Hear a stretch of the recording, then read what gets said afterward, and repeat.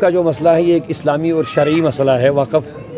اس چیز کو کہتے ہیں جو انسان کوئی اپنی پراپرٹی جو اس کی مالکی پراپرٹی ہوتی ہے وہ اس کا مالک ہوتا ہے۔ اگر آپ قانونی طور بھی دیکھیں گے اور شرعی طور دونوں نقطۂ نظر سے دیکھیں گے، جس کے پاس اپنی مالکی ملکیت زمین ہوتی ہے جو بھی ہوگا وہ اس کا مالک ہوتا ہے اور اس پر اس کا اپنا رائٹ ہوتا ہے، وہ جس طرح چاہے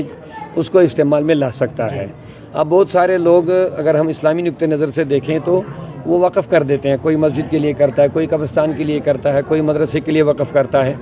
تو وقف کی شریعت اور اسلام میں قرآن میں وسیع گنجائش ہے کہ کوئی انسان وقف کر سکتا ہے۔ اب جب اس نے کوئی چیز وقف کر لی ہے تو وقف کا حکم شریعت میں یہ ہے کہ آپ اس کو جس چیز کے لیے اس نے وقف کیا اسی میں اس کو استعمال کر سکتے ہیں، اور اس وقف میں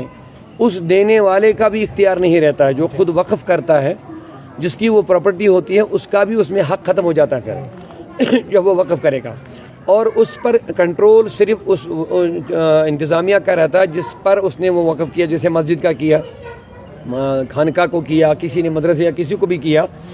تو پھر اس پر شریعت کے اصول کے تحت شرعی اصولوں کے مطابق ہی وہ اس کو استعمال میں لا سکتے ہیں۔ اب جب خود وہ بھی اس سے دستبرد ہو جس نے وقف کیا، اور جو انتظامیہ لوگ ہوتے ہیں وہ بھی اس کو شریعت کے اصول کے خلاف استعمال نہیں کر سکتے ہیں، اس چیز کو وہ بیچ بھی نہیں سکتے ہیں بلا وجہ، اس چیز کو دوسرے کام میں نہیں لا سکتے، جو چیز نے وقف کی جس کے لیے وقف کیا اسی میں استعمال میں لانا ہے۔ اب جب مسلمانوں کو بھی اس میں بذات خود کوئی مداخلت کرنے کی اجازت نہیں ہے، تو غیر مسلموں کو اس میں مداخلت کرنے کی اجازت دینا یہ انتہائی افسوسناک بات ہے۔ یہاں آپ دیکھیں گے ہندوستان میں سینکڑوں مذاہب ہیں، ہر ایک اپنے اپنے حساب سے چیریٹی کی بنیاد پر اپنے امورات انجام دیتے ہیں۔ اس ہندوستان کی یہی ایک خوبصورتی تھی، پورے دنیا میں ایک جمہوری ملک تھا، ایک سیکولر ملک تھا۔ یہاں پر ہر ایک کسی کو اپنے اپنے مذہب کے مطابق اپنے عبادات، اپنے امورات انجام دینے کا حق تھا اور قانونی حق تھا۔ لیکن یہ چیزیں مجھے لگ رہا ہے یہ کسی مذہب کے اندر مداخلت کرنا اور اس مذہبی امورات کو کسی غیر مسلم کے کنٹرول میں دینا، یہ قابل مذمت بھی ہے، قابل افسوس بھی ہے۔ ہاں، میں نے پچھلے بار بھی ایک انٹرویو میں یہ بات کہی، میں پھر دہرانا چاہوں گا، بددیانتیاں ہوئی ہے آج تک اور وقف کو غلط استعمال کیا گیا ہے، اس میں بھی کوئی شک نہیں ہے۔ اس چیز کو سدھارنے کی ضرورت تھی، اور بل پاس کرنے کے بجائے یا کچھ امینڈمنٹ کرنے کے بغیر بھی ہم اس چیز کو سدھار سکتے تھے، اچھے لوگوں کو اس میں لا سکتے تھے،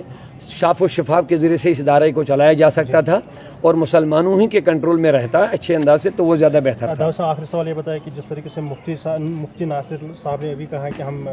سپریم کورٹ جائیں گے، تو کیا کچھ کہنا چاہو گے؟ اچھی بات ہے، دیکھیے ہر ایک مسئلے کا جہاں اگر کوئی مسئلہ اٹھا تو کورٹ ہوتے ہیں، عدالتیں ہوتی ہیں، تو لیکن مجھے نہیں لگ رہا تھا پہلے قانون کی دائرے سے دیکھیے تو اس چیز کی ضرورت نہیں پڑنی چاہیے تھی، کیونکہ ایک الگ ادارہ تھا، ایک آزاد ادارہ تھا، اس کو ایسے رہنا دینا چاہیے تھا۔ البتہ اس میں سدھار لانے کی جو کچھ قانون بنانے کے بغیر یا بل امینڈمنٹ لانے کے بغیر بھی لا سکتے تھے، وہ نہیں ہوا۔